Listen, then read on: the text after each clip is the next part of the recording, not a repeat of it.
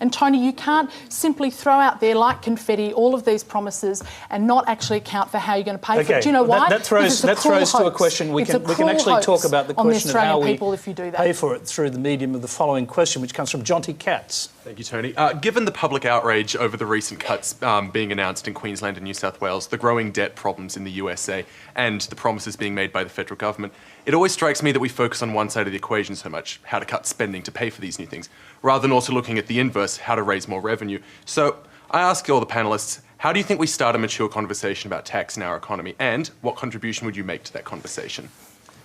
Elliot, do you want to lead us off here? I mean, you can reflect on the previous questions, but is it worth paying more tax for better education, for better social services, for better services for disabled people, people with disabilities? It's definitely worth paying for those services, but there's two things I'd say which are desperately needed for Australia to avoid becoming a third world economy, basically. If we want to stay a first world economy, we need to do two things. Firstly, we need to massively increase our investment in education. Currently, we spend about 6% of the budget on education. I think we need to raise it about 20% just to equal New Zealand. Really, it should be at least 7.5%, if not 8%, really, and that's so that there's no reason why things like tablets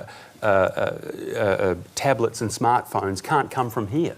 If we put that money into education and technology, we can be leading the world instead of just buying all these things that people make in other countries. Now, the second thing that desperately needs to happen is we need to have a very open and mature conversation about unemployment and underemployment.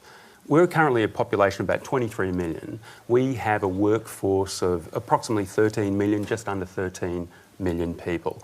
And we keep being told, and we've been told this for probably 25 years before the GFC, that our unemployment rate hovers between about 4 and 6%. That's not actually true. Well, the unemployment rate, depending on how you measure unemployment, and we can talk about that too, the unemployment rate plus the number of people that have given up because they're so discouraged, because they can't find jobs, and then a vast number of people, almost 1 million Australians that are underemployed, and this is what doesn't get talked about. This is about 1 million Australians who desperately want more hours of paid work and they can't get it. Yes, go ahead. I'm going to catch you. Jason's taught me how to speak faster, and I'm much indebted. If those people had more hours of work, then they'd pay more tax. And that way the government would have more revenue, and that would be the way to fund all these things that the country desperately needs. Let's go to Mark Carnegie, because you actually think the government should raise more tax from wealthy people. Yeah, but be clear what I said. What are you offering, Mark? No. What I said was that the top end of town should not, when the National Disability Insurance Scheme is on the table, be talking for funding a sovereign wealth scheme unless they put up themselves. What I said was the top 15% should pay 15% more tax and put it in so that they could fund the sovereign wealth tax so we could have long-term investments to deal with the huge problem we have about the increase in the dependency ratio over time. I'm going to interrupt you there. The top end of town you talk about has terrific ways to minimise their tax. Yeah. In fact, Kerry Packer went to a parliamentary inquiry and said, you're crazy if you're not minimising your tax because governments aren't doing much with your money anyway. That's his philosophy. It's a philosophy of a lot of people. So how would you actually... If you're talking about 15% of their income tax and they minimise their income tax, that's a tiny percentage. So what I said at the summit, and what's theirs laid out, right, in the tax report, the Henry tax report, is that what you need to do is find some way to remove all of these loopholes. I don't think what the world needs and Australia needs is a higher top income tax rate. I think things like what the Labor Party is doing with the superannuation changes are important. I think changes to family trust arrangements are important. I think finding a way to get capital gains tax closer to income tax is important. I think, negative gearing and abolishing that are all important components of how you are going to end up having a more successful and fairer tax. And, Jason knows, because he lives in a country with somebody who got elected, who just turned around and changed the world on the people who lived in Venezuela and tore that economy apart. I think there's a whole series of people in France that look at 75% tax and say, I'm getting the hell out of here. What I was saying to people like me is, we live in an immensely privileged country, and a huge amount of why we ended up being successful was because of our country and not ourselves. And we have an opportunity now to put in so we get back later. This is a democracy, and if the other people who are doing poorly in this environment and struggling turn around and say, we want to elect a government that says it's 75% or 90%, or we're going to nationalise the iron ore, the coal and the gas, they can do it. They can take it off us. It was a warning to people like me. Tanya Plibersek, is that a potential solution? Tax the rich, work out a way of taxing, of actually reducing the loopholes and tax them 15% more, put it in a giant fund in order to pay for these great changes, these great reforms? Well, we have actually reduced a number of the loopholes, but I think that the more general point of how you raise revenue, it's not just how you spend money, it's how you raise money that's important, and there's fairer ways to spend money and there's fairer ways to raise money.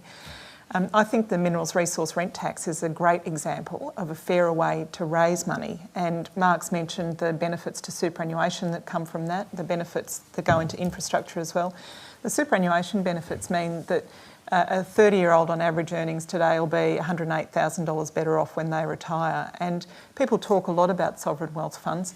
We've got millions of sovereign wealth funds in Australia because of the investment that we've made in our own superannuation over the years, over the generations. But can I just bring you to that key point that was just made by Mark beside you? Is it necessary to raise more tax to do these reforms? He believes it is. If so, why not tax the rich more? Well, no, I think we've got taxation about right. We've actually dropped tax rates, particularly on low-income earners, though. We've raised the tax-free threshold to $18,200, which means you've increased a whole lot rate, though. of people, a whole lot of people who were.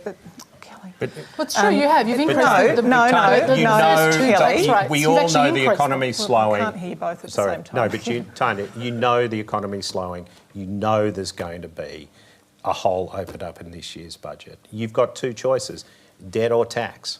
And I'm saying that there are fairer ways to raise money, and the MRRT was a good one. All of the savings measures, I've got to say, that we have proposed, like the but then why private did you gut the MRRT? Just let me finish this one. The private health insurance changes that I took through as Health Minister that actually means tested the private health insurance rebate for wealthier people, opposed by the Liberal Party. The closing of the chronic disease dental scheme, a rorted scheme that was introduced by Tony Abbott, replacing it with a fairer dental scheme, opposed by the Liberal Party. It is actually very difficult to get any savings measures through the Parliament at the moment, despite the fact that the Liberal Party is out there every 5 minutes saying, where's the money coming from, where's the money coming from? And the 18,000, well, it's called the mid-year economic forecast, Kelly, and the 18,000, no, we don't, Kelly, it comes at the end of the year. It's in the middle of the financial year, which puts it around Christmas time. The $18,200 threshold is a really important one because it actually means that people who are on low incomes, who are working part-time, who have got a second job in a family, don't pay tax. It takes 1 million people out of the tax system. 1 million people out of the tax system. I think that that's the sort of tax reform that has been really important and really beneficial for Australia. Kelly O'Dwyer. Well, there's an awful lot to cover in all of this. The first point I just want to make is this idea that just because you spend more means that you care more, I think is quite wrong. You know, you need to actually look at what you get for the money that you spend. The idea that you simply throw money at education and expect that the educational outcomes will be different is not very sensible. You only need to look at the Grattan report. The Grattan Institute did a report just recently where it actually compared our education standards with the rest of the world and the amount of money that we actually spend. Despite the fact that we have been spending more on education, our standards have been slipping. You compare that with, say, a country like Korea, where they've actually been spending not as much money, but the outcomes have been very different, not for cultural reasons, but because they have focused on what is important, which is teacher effectiveness. So that's the number one point. We're going to fix it by cutting $1.7 billion out of the New South Wales education Tanya, system. I really gave you a really good go. You know, it'd be very nice if you would listen to me as well. The second point I would make in relation to all of this is that simply taxing more is not the only way that you can increase the capacity of government to fund different initiatives. You can actually grow the pie. I know that sounds, you know, really Why novel didn't you concept, use that option with the parental leave scheme? You can actually, in fact, grow So the just pie. quick interruption there. Well, Tony, I mean, you didn't interrupt everybody else, and I'm I trying think to I did, answer. actually. I'm trying to answer your question. The point here. I'm an equal opportunity interrupter. Yeah, well, you interrupt me a little earlier than you interrupt everybody else, but that's all right. I don't mind. I enjoy coming on Q&A and having these debates. The point is, the government does not have a very good tax reform record. They talked a lot about tax.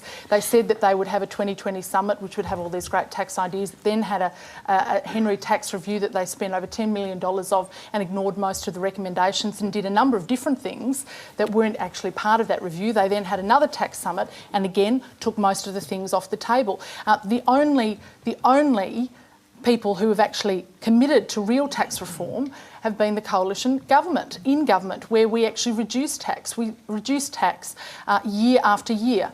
In these budgets that have been brought forward, it's the first time that a government hasn't actually... Yeah, well, what we did is we got rid of 9 state taxes and the wholesale tax in order to fund the GST. And the GST didn't come to us. The GST actually went to the states to put them on a sustainable footing so that they could fund their services, which is what they need to be able to do. Who was the government that passed the So the GST? reason we did that is because we actually wanted to put them on a sustainable footing. It's an important point, though.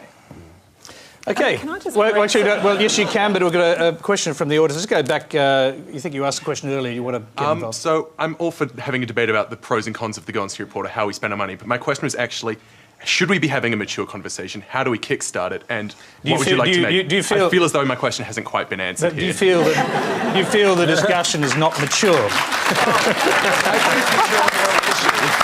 I'm saying we're having a very nice debate about who's spending what and how badly they're spending it. But my question is actually, how do we raise money? Should we be raising money? And how do we actually have that debate in a mature fashion without hitting each other over who's spending it badly? Yeah. Okay. Tanya Plibersek. I don't think it's fair to say that debate's not happening. I think that it is happening, and it has led to a number of changes, and that's why people are talking about the different ways of raising money and spending money. I can't really... I just can't agree with the proposition that we're not having the debate. I mean, Mark's been making these comments publicly. Many people make comments about how the tax system should be changed. Some of those are taken up with things like the minerals resources rent tax. They're very significant changes to our economy. Some people would argue that you can't have a mature debate about these things when you rule out any change to the GST, for example, which is the main way for states to get funding. But even so, I mean, I agree with you. I think the debate on the GST should go up, but I would urge you to read the Henry report. It's beautifully written, it's absolutely clear, and it was a political death warrant. So you wonder why it hasn't happened. The debates happen, everybody sits there and says they don't want to blow their head off. I was referring to the political debate. Sorry, I was referring to the political debate as opposed to the intellectual debate, because I think you get the back and forth over who's spending it badly, and I was more asking about the politicians and why they're not having a mature debate as opposed to anyone else. Okay, we'll take that as a comment, and we'll move along to